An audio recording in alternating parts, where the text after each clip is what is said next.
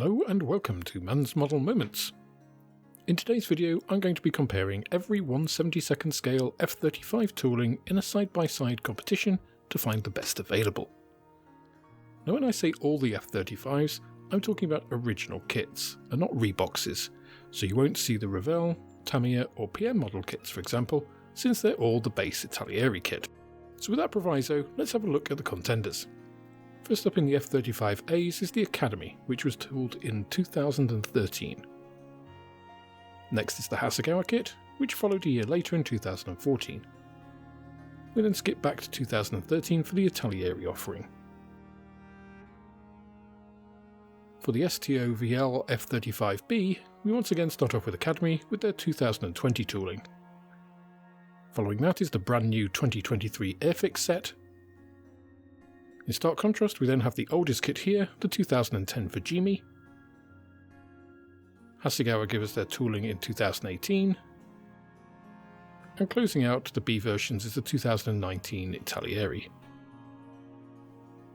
We have just one entry for the carrier variant from Orange Hobby, which completes our lineup for today. Now let's look at how I'm going to judge these contenders.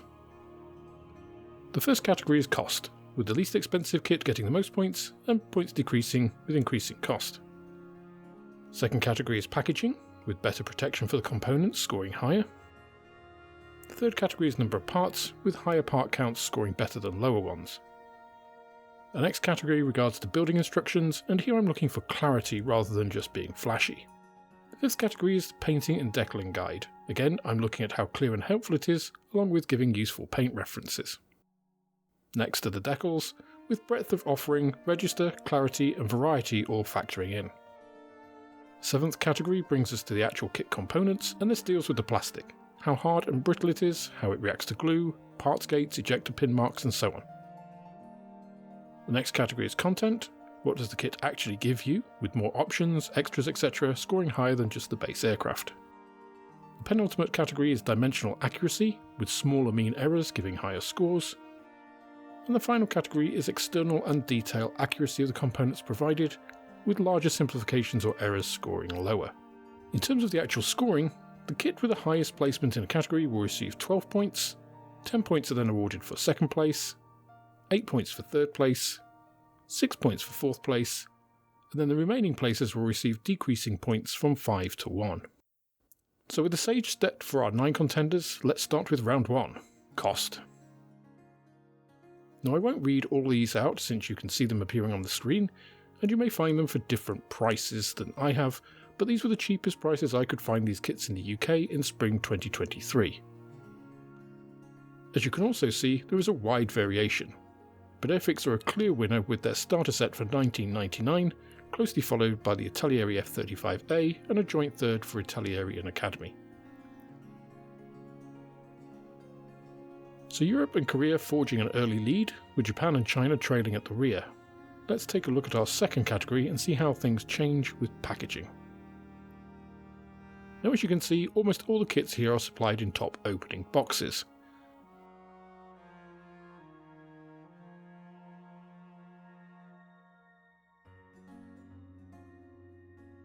In fact, only Airfix supplies its components in an end opening box, probably to keep costs down for its starter set. The Orange Hobby box is exceptionally sturdy. Academy's F-35b box is also very sturdy, but they go one step further with having both individually bagged sprues as well as bagged decals. Fujimi also do this. In fact, Academy set the bar here with their F-35b, showing real thought in protecting delicate pieces, like here with the internal canopy framing that has this protective wall around it, which is superb. At the other end of the scale, both Hasegawa kits don't even have a cover sheet on their decals, which seems like an oversight. So on to scoring, and both Academy kits take the top 2 places, with Fujimi taking the bronze. With that round, Airfix dropped from first place to mid-table, but it's still Korea and Europe firmly out ahead, with Japan and China still at the bottom. Next up is parts count. Now I hesitated whether to include this as more parts don't necessarily make a better kit, but it's a general indication, and as there are multiple scoring categories, I thought it better to include it than not. Of course, if you're looking for a quick build, just reverse this round scoring. The Academy, Italeri and Hasegawa F-35bs take the top spots this round. That shakes up the midsection of the leaderboard, but it's still Academy and Italeri dominating thus far. Onto instructions, and the Academy F-35A has a very traditional black and white multifold sheet, though it is very clear. Both Hasegawa instruction sheets also follow this tradition, as does the Fujimi.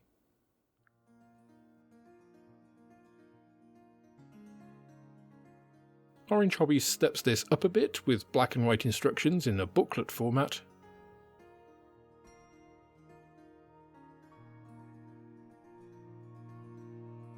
And the Italeri F-35b booklet is similar, but larger and easier to read.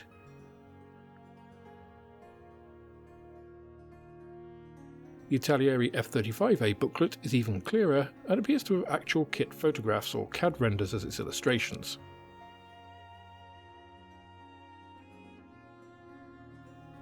Academy's F-35b booklet is a thing of beauty, being semi-gloss and with accent colour and very clear drawings with items picked out in shading.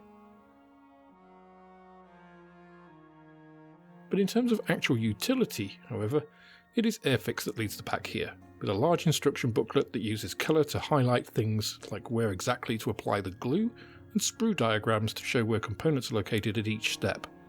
I only wish airfix had put them in a top opening box so they didn't have to be folded. So airfix take gold for their instructions, with Academy and Italeri picking up solid silver and bronze positions. That brings airfix above the Italeri F-35A, though their F-35B and both Academy kits still sit at the top. Orange Hobby comes up, leaving the Japanese manufacturers firmly at the bottom of the table. We now come on to paint and decal guides.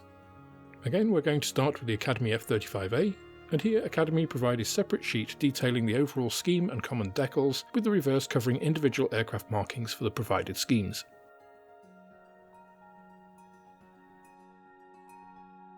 Italeri trump this with their F-35A booklet with larger and better colour renditions of the aircraft catered for, but it is their F-35b guides which are the best, with two full-colour double spreads of not just the aircraft but also ordnance and the bomb cart. They are also the only manufacturer to cite federal standards in their paint references. Academy's lovely F-35b instruction book has some great full-colour guides with multiple manufacturer paint references, though the smaller size does make it less clear than Italieri's.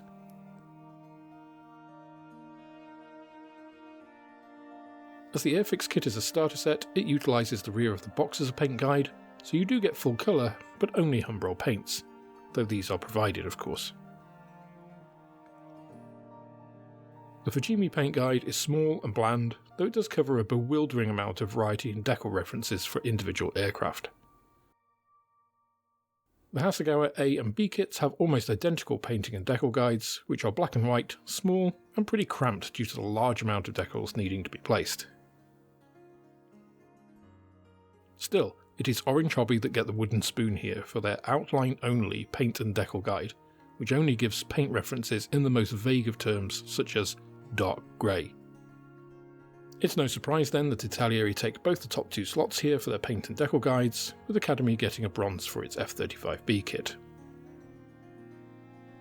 It's also no surprise then that there's not a lot of changes in the overall positions here, with just a bit of shuffling about, but no real changes to the overall picture at the halfway point. There were just 17 points separating out first place from fifth, everything could easily change. So let's move on to decals. The Academy F-35A decal sheet is everything you might expect, including some stenciling and national markings. The Italeri sheet is a little smaller, but arguably more interesting, with multiple nations included like Israel, Australia and the Czech Republic. Hasegawa's F-35A sheet only covers a single subject, but includes a massive stenciling to represent the different radar-absorbing material surfaces on the F-35. Academy's F-35B follows on in this fashion, and looks like a fusion of its sheet and a Hasegawa sheet. The airfix decal sheet is tiny by comparison, just covering the basics for the single RAF version. Fujimi's decals don't include RAM stenciling, but have the most comprehensive set of numbering to cover virtually any aircraft in the provided group. Hasegawa's F-35b again has all of the RAM stenciling, as well as some splashes of colour which are welcome in the deluge of grey. Italy's F-35b provides some of the key RAM stenciling, as well as a US and UK flag for the interior of the fan door cover. Orange Hobby actually provide two decor sheets, one covering common items and the other unit markings, but they're a little bland. Overall, the stenciling of Hasegawa's decals elevates them above the other sheets, and Academy's follows suit. It's a clever way to give visual interest, and we'll just assume at this point they work as intended. Whether they do or not in practice will be the subject of another video. Now let's get to the kits themselves. I judged the plastic quality of the kits in a number of ways. One was hardness, where I both cut the sprue and pressed it with as uniform a force as I could by hand and compared the depth of cut, medium hardest being best. I tested its brittleness by pinching with clippers and seeing how easily it snapped, ranging from this very brittle Fujimi plastic to the very forgiving airfix styrene, with the middle ground again scoring best. I timed how long a flat cut piece of the sprue took to bond using Tamiya extra thin, with faster times being better. I checked parts for pin ejector marks on visible faces, those on internal faces were not counted, a lack of these obviously being best. I checked the parts for flash, like this on the Orange Hobby gun port here, with no flash being optimal. I measured the size of connecting sprue gates on main and peripheral parts to get a mean figure, which would affect parts cleanup, with smaller values being better. I also deducted points from the Hasegawa F-35b kit because it was absolutely swimming in mould release agent, so much that it was both visible and could be felt on your hands after touching the kit. Putting all of that together, the Academy kits came out highest, with Airfix's flawless moulding also getting in with a bronze.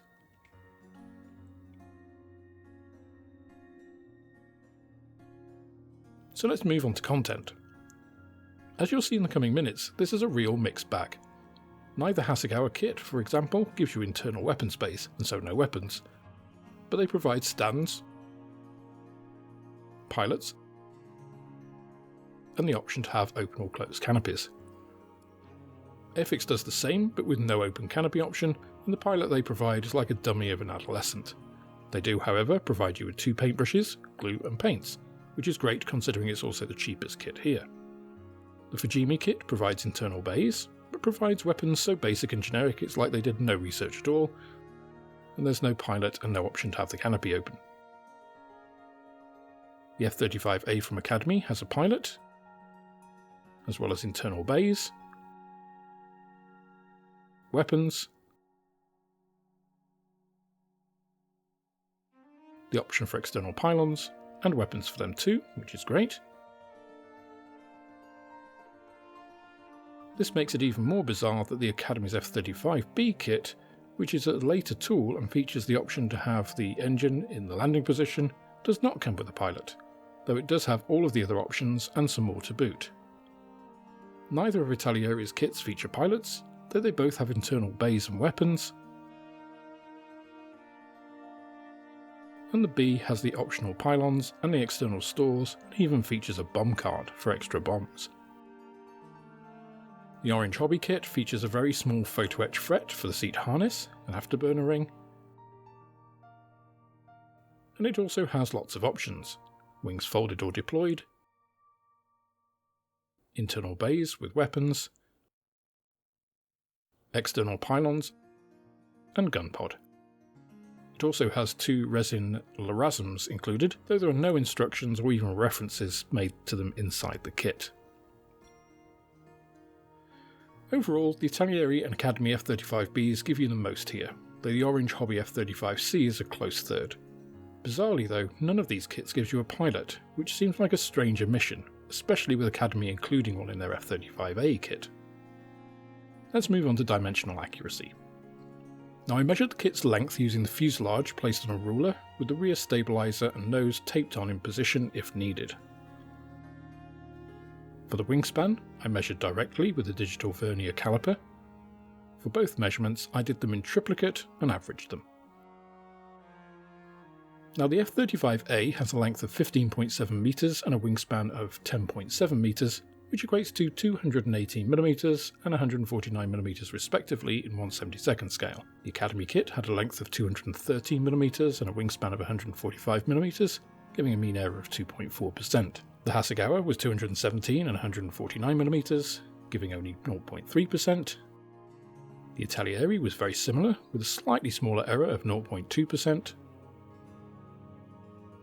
The F-35b is a very slightly shorter aircraft than the A, making it a millimetre shorter at 217mm. The Academy B is much more accurate than the A, being only 0.4% undersize.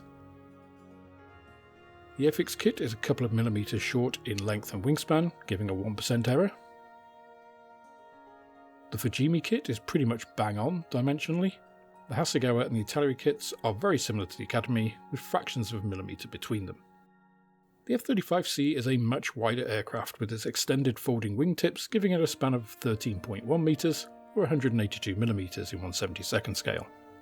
The Orange Hobby kit is spot on in length, but has overdone its wings considerably, giving it the second worst dimensional accuracy of all the kits.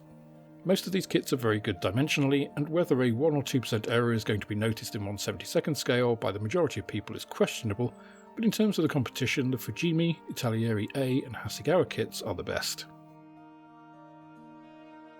Now for the final category, accuracy. I initially approached accuracy from the bottom up, since it's easier to spot errors, and the loser here is Fujimi, probably because of when it was tooled, a full 5 years before the F-35B became operational. The most glaring problem with the kit is that it's covered in rivets, an absolute anathema to stealth and something that would be pretty painful to correct. There are also elements on the body, like the hump behind the cockpit, which are completely the wrong shape. Whilst age is an excuse for Fujimi, it's not for Orange Hobby, which also features rivets across elements of the fuselage, strangely enough on raised areas that may have been meant to represent radar-absorbent material used to cover them. The Italeri kits are next up because they feature extremely overdone raised areas to represent these RAM materials, which simply don't exist on the actual aircraft. Differentiating the remaining kits is a bit more tricky. The Hasegawa kits probably have the most accurate external profiles, as they're completely smooth, with their decals representing the differing materials. Airfix then follows them,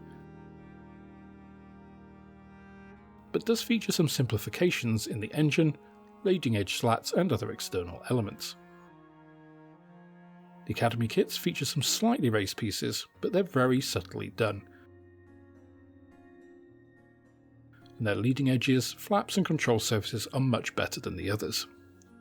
When we look at other details like landing gear, Hasegawa have, for some unknown reason, created simplified solid triangles at the tops of the gear, which are completely unrealistic. These don't feature in the Airfix or Academy kits, which have much better rendered undercarriage. The Academy kits also have internal bay detail and detail on the bay doors, and the F-35B has some very nice engine detail, which is the best of any of the kits. On balance, Academy pips the Hasegawa kits here, as any raised areas are very subtle, and the wealth of other detail overwhelms the rather sparse Japanese kits. Airfix is next, with a commendable overall finish which is let down a little by a few simplifications. With that last round, we can see that the Academy F-35B has cemented its victory way out in front, but the rest of the field is packed together pretty tightly with just a couple of stragglers out at the back. Now this of course is just a comparative unboxing, and it doesn't say anything about what the kits are actually like to build or the finished articles. That will be a future video. But for the moment, the Academy F-35B has a really winning combination of a mid-range price, great packaging, great instructions, painting guide, decals, good plastic characteristics and moulding, a large range of options and content, and decent accuracy. Having said all that, trying to differentiate between these kits was difficult at times, and where some are excellent in some areas, they fall down in others, meaning that at the end of the day there is not too much to choose between them. Some of these categories are also subjective. As I mentioned at the time, if you want a simple quick build, the parts score should be reversed and the Airfix kit will jump up to equal third position. There are a couple of takeaways here for me. Firstly, the Fujimi kit isn't one anyone should really consider.